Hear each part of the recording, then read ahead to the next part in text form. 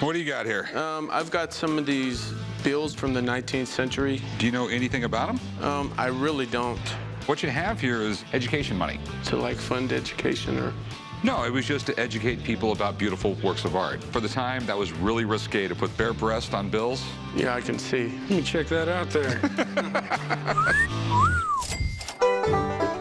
I decided to come to the pawn shop today to sell some old currency. I'm kind of scared because I'm supposed to be getting married in a month, and I spent $7,500 on this. If I don't get my money back, I'm going to have one pissed off fiance.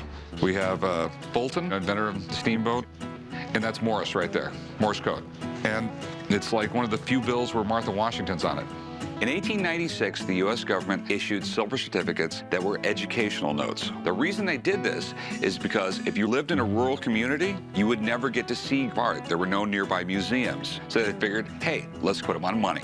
So where in the world did you get these? I was at an estate sale. I got caught up in this auction, and man, I just really hope I can make something out of it. Do you mind telling me what you paid for them? $7,500. I'm always getting into some type of trouble. Yeah, happens all the time, man. This money is just, it's beautiful. I mean, it's the prettiest paper money the United States ever made, and arguably some of the prettiest paper money ever made in any country. Is the artwork, you know, have anything to do with the value of it? Well, that's one of the reasons why these are so collectible. But paper money is weird the way it's graded. There's 70 different grades of a piece of paper money, and the grade on these things is so important. The difference between a 50 and a 55 is thousands of dollars on a bill like this. Wow. This is worth anywhere from like $200 to $25,000. Really, depending on the grade? Depending on the condition of it. Wow. And when we start talking money like that, I have to have someone look at it. Let me call up a buddy of mine. He knows everything about this stuff, so we can get a better understanding of the grade of them. No problem. That sounds good. This guy's out of pocket $7,500, which makes me either a genius or an idiot. So I'm going to get my buddy Leonard in here to have a closer look, and hopefully he'll have some good news. Used to be a grader for the American Numismatic Association, and I've been buying and selling coins and paper money, currency for over 45 years. These are some important banknotes. These are silver certificates from 1896. This is what we call the educational series. So they all mean something? They all mean something. This one is the $1 note. This is history educating youth. You know, we young country. History's going to educate us. On the back, George and Martha. The $2 note, we've got science, electricity, and steam. On the back, we got Robert Fulton.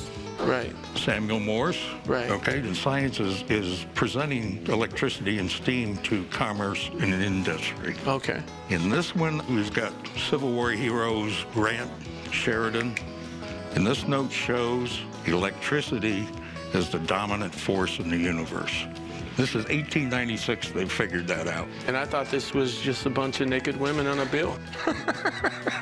The grading of these notes is what's important as far as their value. Were the notes used? How much were they used? Are they folded? Are they stained? Are they crisp? Are they nice and bright? Here's what we got here. The $1 note, we got a centerfold right here. Okay. Slight, it's hard to see, but it's there. And this note's worth $700. $2 note's got a horizontal fold, 3 vertical folds. This note's $2,500. Make you feel a little better? That's a little better. This note's got a very light center fold. It's the most desirable note of the 3. This note is worth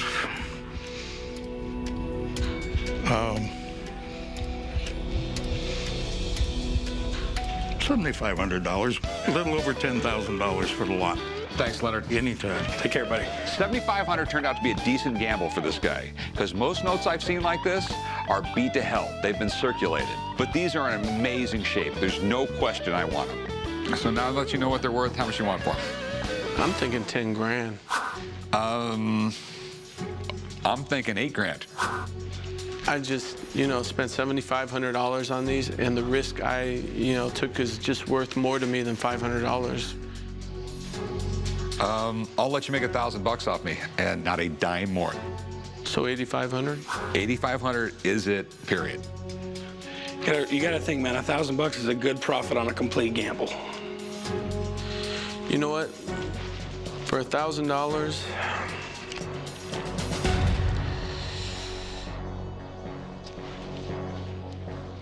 All right. 8,500. Corey, you want to write them up? Yeah, let's go do some paperwork. I'm so glad I kept my poker face. When he started to grab them, I thought he was out the door. Hey, how can I help you? I have the most important piece of jewelry by a Las Vegas icon, Liberace. That's really, really cool. Bling, bling? What? You got some Liberace bling? Yeah. I mean, the guy was pretty amazing. My grandma loved Liberace. And I'm not gonna lie, I got some respect for the guy. I bought this medallion because it was probably the premier piece in the auction. You know, he's an iconic figure. He was the ultimate showman. I'm hoping to get $25,000. If I sell this item today, I'll probably use the money to buy more things at auctions. So where did you get this? I got it at an auction. Pretty damn cool. I know that he was the highest paid live performer in the world for a good 15 years. Even more than Elvis? More than Elvis. Supposedly the fastest piano player in the world. He's well remembered in this town. Sort of Mr. Las Vegas. I mean, they had the Liberace Museum here in town that was around forever. What really brought him over the top was just the crazy outfits, the giant pianos. Yeah. He had gigantic candelabras sitting on top of the pianos. There was no part on his piano that wasn't blingy. He was the ultimate showman. He didn't like radio, but his thing was, you know, I do the audio visual, I do the little flamboyant things, jumping around, hand movements, all this other stuff. You had to see him on TV or in person to get the full Liberace effect. Radio just didn't do him justice. And I mean, you also gotta hand it to him. He was a gay guy. All right. He was a gay guy on television. He had to go through all that, too. Because during that time period, if he did come out, his career would have been completely over. Liberace was a huge celebrity in his day. He was one of the biggest stars in Vegas. And almost 20 years after his death, he's still a major icon here. So to have one of his signature jewelry pieces would be absolutely amazing. The provenance that comes with it suggests that he wore this every day of his life, and it was his favorite piece. This piece right here? Yeah. Here's a picture of him wearing it. That's really, really cool. And you're selling all this stuff together, the book and all the other provenance, right? Yep. I have a couple of pictures, and I have a certificate of authenticity from the auction house, which I purchased it from. December 3rd, 2011, you bought it. Yeah. And here's just a picture of him in front of the piano. See, he wore some suits. Oh, wow. He'd make Prince jealous. It's a cool piece, and this is classic late 70s bling. You know, they'd taken, you know, American gold coins, stick it in there, as many diamonds as you could stuff around it. Yeah. So how much you want for it? I'm looking for $25,000. It's one of those things where it's really hard to come up with a number. A little over $3,000 worth of gold, and he had another $3,000 worth of diamonds. I don't see 25 grand here, I just don't. I see 10. You know, I didn't come in here asking for 100,000. I just thought it was totally reasonable asking for 25. How much you get it for an auction? I didn't want to disclose that. 10 grand, I think is a fair offer.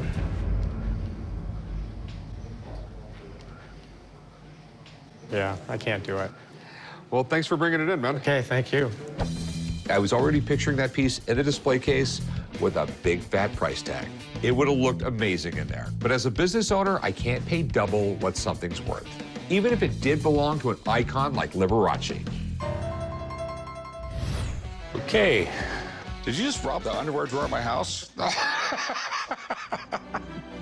So this is... This is the original Superman 1 costume worn by Christopher Reeve. Is this like a weird thing you wear on the weekends? I outgrew it. I am here at the pawn shop today to sell a Superman 1, the original costume. Bought this at an auction about 4.5 years ago. Looking to sell the costume to reinvest in other pieces, kind of expand the collection that I have. Probably going to get more into college football and maybe international soccer, some key pieces I have my eyes on. I think it's pretty amazing. I mean, it's definitely iconic. The original Superman. This is the No, it's not the original Superman. The original Superman was on TV in the 50s. This is the original Superman. No, it's not. It's the original Superman. Superman movie, but there was a Superman TV show. Movies like this were cool. It wasn't like they had CGI, so they had to create all this stuff. Christopher Reeves had to put on all the muscle. They didn't use a padded suit at all. He put on, like, I think 20 pounds of muscle for the movie. Damn. Okay, I could do that. Sure, I can tell. They started with a $20 million budget and ended up at 70. I think the movie made money, right? Well, it made enough money for them to do, like, 5 sequels of it. It's still, I guess, a good movie. Would you watch it again? How many times have you seen the movie? Don't worry about it. It's Superman, and it's really iconic. It really is. Do you know how many suits there was in the movie? Was there more than one? or- Original. This is the only one. So I'm just assuming there was a costume change, all right? Because if you're filming 7 days a week, long hours, and there's not no time to wash this thing, it would get really funky, all right? So I'm assuming there was more than one. So what else you got in the box? well, we have the green crystal here. Is that kryptonite? That is kryptonite. That is not the kryptonite crystal. That's the crystal that created the Fortress of Solitude. If it was kryptonite, they couldn't have put it in his little baby spaceship. He actually used that kind of like a computer, and it created the Fortress of Solitude for him. They got it labeled wrong. Okay. You know way too much about this. Whatever, you know way too much about batteries.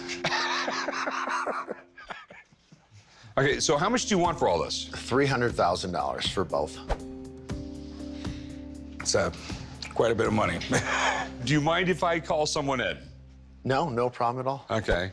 Can you throw up the tall Rob signal? That's Batman, dude. Calm down. I guess we're bringing an expert in, and I have no problem with that because it's authentic. Hey, there's my pajamas. Wow. That is definitely wow factor. And he also has a crystal that built the Fortress of Solitude. It's a great piece and perfect to go along with this suit. So let's talk about the suit. As far as he knows, there's only one, and I'm just thinking, like, there's got to be more, because what if he's on set and he's eating a hot dog and he drips mustard down the front of it? They can't just stop production. That's correct. So one of the rules of Hollywood memorabilia, certainly costumes, is they never just make one. I wouldn't touch this suit with my hands. Hands have a lot of oils and a lot of dirt on them. So how do we identify it? Chain of ownership. How did it end up in your possession? Purchased it from an auction about 4.5 years ago. Okay, and that makes sense because that's the last one I saw come to auction was about 4 years ago. And interestingly enough, you're the buyer. That's great. The material's absolutely right for 1978. It's a stretch nylon. Second clue we look for is a prop number. So when I do come across a piece that doesn't have that, it questions its authenticity immediately. I'm gonna carefully lift this up. We have a sewn-on label that says C. Reeve and a prop number and a studio number. So that's an excellent sign, Rick. So you think it's all legit? I think it's legit. So what do you think it would be sold at auction for? With that piece, I think at auction, you're looking at a significant value in excess of $250,000. Okay. Yep. Thanks, man. My pleasure. Thank you. Wonderful piece. Superman is an iconic figure around the world. There'll be many bidders on this item at an auction. Rob said I can expect to get right around $250,000. Just get down to brass tacks. I'd give you 200 grand for it. Best price on this is $250,000. At 200 grand, I won't lose money. And like Rob said, I think it's a great investment, but investments go up and down, and I've seen it happen a million times. It's authentic, and I have the paperwork for it. I understand that, but it's not a perfect world. There's nothing is for sure besides death and taxes. So I'll do 200 grand. Remember, that's cash now. Right. And you're over with it. You don't have to worry about walking outside and tripping and getting a hole in it or getting radiation poisoning from the kryptonite. It's not kryptonite. I'll do 200 grand. I'm firm on the $250,000. If you change your mind, let me know. Take it easy, man. I'll get See ya. Dex to help you Thanks. carry it out. All right, thank you. Let's go grab something to eat, Lex. If I have to hold off for a little bit, I'm willing to do that. And I'm confident I get the price that I'm looking for because I know the right buyers out there. I got two items. It's a spoon owned by General Lee. And what do we got here? A handmade pipe. It was actually used by General Grant, or at the time, President Grant. That's amazing. So is that Grant's face on the pipe right there? No, it's General Lee on there. Kind of like he smoked General Lee. Something like that. I came down to the pawn shop to sell my Ulysses S. Grant pipe and my Robert E. Lee spoon. It's one-of-a-kind items. I'd like to sell them today because I'm now collecting cash. At the beginning of the war, the South had Lee, one of the greatest generals ever, against the North, who had nobody. All the federal generals before Grant more or less did nothing. Yeah. Lincoln actually ended up going on the field himself for a while. Yeah. Because all the generals that he hired were basically just rich guys that wanted to be generals and had no idea what they were doing. But Grant was a modern warfare guy, embraced most modern weapons. He was tough, and he had an industrial base behind him. They're both great generals, in my opinion. In the end, brute strength beat out finesse. The Confederate Army, led by Robert E. Lee, was basically kicking the North's ass during the early parts of the Civil War. But that changed once Grant became the general in charge of the entire Union Army. So where did you pick these up at? These came from an auction. Do you have paperwork on this stuff? Sure, I got the catalog from the auction. Okay. So we have immersion pipe. It's hand-carved. The top hat comes off. General Grant smoked about 20 cigars a day. When he got throat cancer, he went into pipes. I think he would be a little cooler. And the spoon, who made it? It was made by Hyde Goodrich out of New Orleans, and I believe there's several of those in the Lee Museum. These things are amazing. Personal items that were owned and used by historical figures are big with collectors. And these are connected to Grant and Lee. Civil War buffs will go nuts over them. How much did you want for them? I think a fair price would be $8,000 for the two.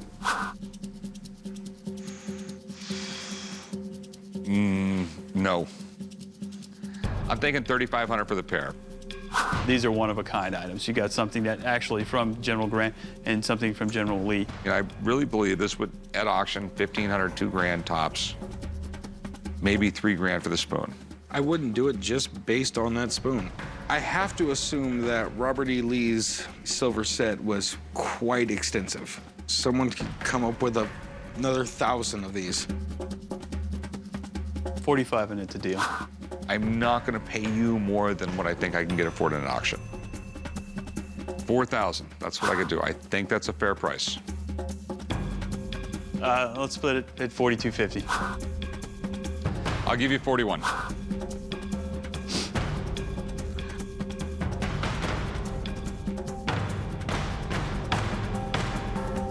right. Write them up, son. When I buy something like this, I have to pay what I can pay.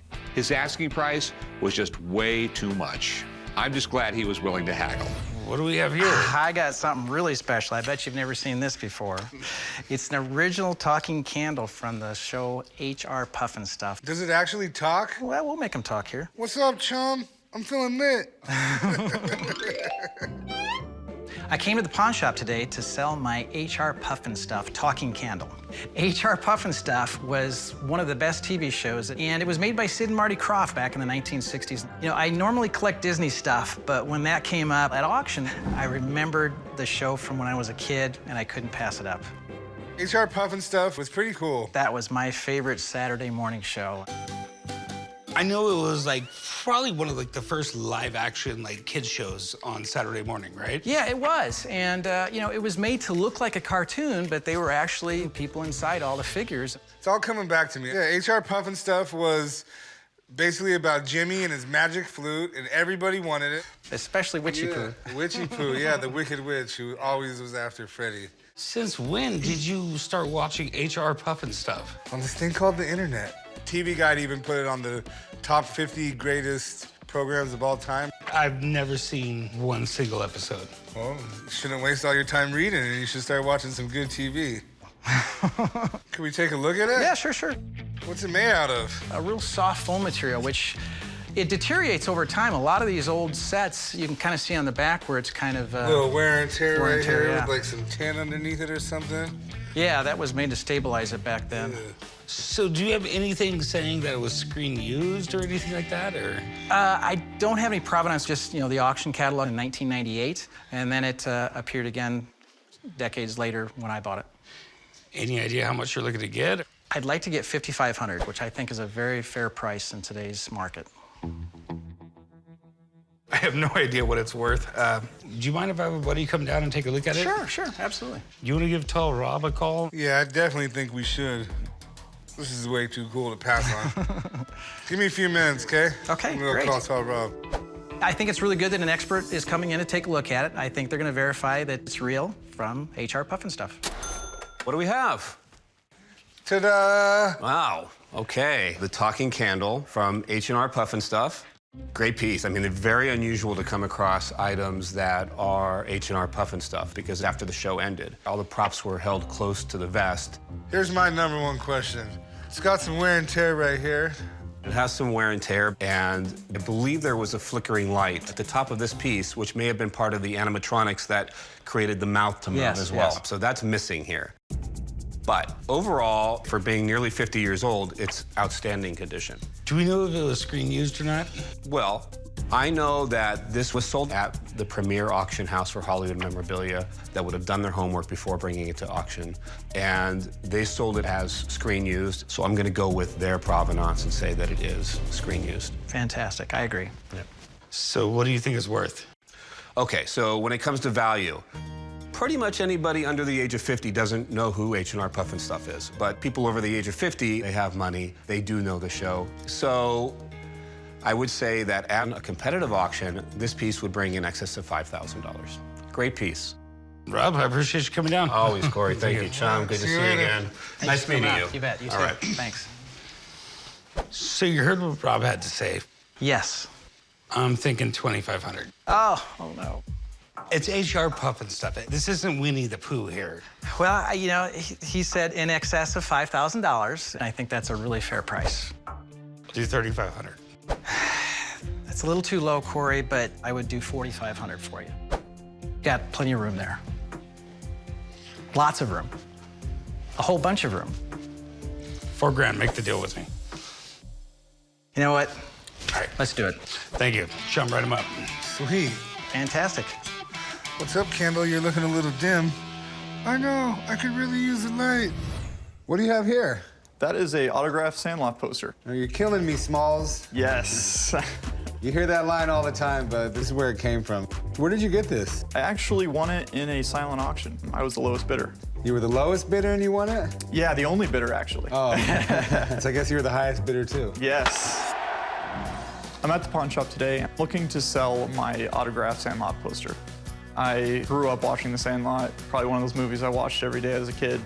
This autographed poster is signed by 6 out of the 9 members of the cast. I'm actually looking to sell my poster today. I'm going to be donating the proceeds to a nonprofit organization. I'm looking to get about $300 for my autographed Sandlot poster today. This is pretty cool.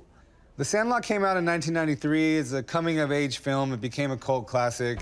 It was about this group of guys right here, mostly about Scotty Smalls right here, and he just moved to this new town. And he didn't have any friends, so he went over to the baseball field, and he saw all these kids, you know, playing baseball. And, Benny hits a ball, and Scotty tries to catch it, and he can't catch it. So everyone laughs at him, and Scotty runs off. And pretty much a story about, you know, these guys becoming friends for the first summer, accepting Scotty into their little baseball club. Yeah, it's a good story. It has a couple good little lessons in there. Let's take a closer look at it here. I see some signatures on it. Autographed by Marty York as Alan Yeah McLean, Tom Geary as Scotty Smalls, and Brandon Adams as Dinoons. See, it has a authentication from Beckett right here, and it says witness, so that's good. Someone from Beckett watched these people sign it. Too bad you don't have Hercules' signature. They say he lived to 199 in dog years. It looks like it's in pretty good condition. How much are you looking to get for it? $300. Okay, Not exactly sure what it's worth, but it's a classic movie, very iconic. It's a little small for a movie poster, and when you go to the theater, there's these really big, large posters. They want you to see them from far away. But I would like to have someone come down and take a look, since you're saying this is a movie poster, and movie posters will have some standalone value in themselves. So, you got some time to hang out for a little while? I do. All right, give me a few minutes and I'll get someone down here. Sounds good. I'm hoping the expert is going to value the poster a little bit higher. I trust his judgment in the value. I'm just not sure what that is today. Hey, Andrew, how you doing? Good, Chum. How are you? Thanks for coming down. Happy to. How's it going? Good. This is the poster this gentleman has brought in, and it has some signatures on it. They're already authenticated, so I figured I'd have you come down and take a look at it, because it's supposed to be a movie poster. Sure. For the Sandlot, an all-time favorite. As a 80s, early 90s kid, this is something I had to see. You know, every kid did, so excellent. What is interesting about this, just at a glance, most American movie posters come 41 by 27. And so, you know, this is significantly smaller than that. And the theatrical release poster is a different image. It was a baseball bat, and all their hands are stacking up on it, and then the beast's paws at the top of the bat. That's what I've seen. So I've seen this image in maybe like a press kit kind of format, but not ever in like a full advertising poster size. So it was basically mass-produced. All right. Do you think that has an effect on the collectible market of this poster? I mean, some, yeah, certainly. Did you have it framed like this, or did you acquire it framed? I acquired it framed. Yeah. I don't think that it would have ever been used as a true advertisement. It was probably designed to be a collectible, you know. It's probably not a one of, right? They probably printed quite a few of them, passed them around to as many of the crews they could find. They signed them, and then they pumped them out at like a convention or something like that. I think most collectors of movie memorabilia would prefer the theatrical release because it wasn't designed to be collectible. There are far fewer of them, usually. It was hung for a few weeks while the movie was in theaters, and then it was thrown away. So myself and most other poster collectors, we want that. We want the thing that you're not supposed to have. So what kind of price would we put on it? So the nice frame that it's in, it appears in good condition, hand-signed and authenticated by Beckett. I mean, I think shouldn't have any trouble getting $300 for it. All right, well, thanks for coming down. I appreciate it. Pleasure. Have a nice day. Thank you. All right, well, I do agree with him. This probably was a printed picture that they were mass signing at some type of convention or something like that. So I'd be a buyer at like 50 bucks. I don't think I can do any less than 100. Yeah, I think for 100, I'm just gonna have to pass. It is a cool movie, very classic, very iconic movie, but I can't pay 100 bucks for it. I'll give you another chance, $100. I'll give you another chance at 60, but that's gonna be absolutely the most I can do. I think I'm gonna have to walk away. All right, well, thanks for bringing it in and taking me on a trip down memory lane. Well, thank you for your time. Have a good day. I'm a little disappointed. I asked for about 300, but it looks like I struck out today.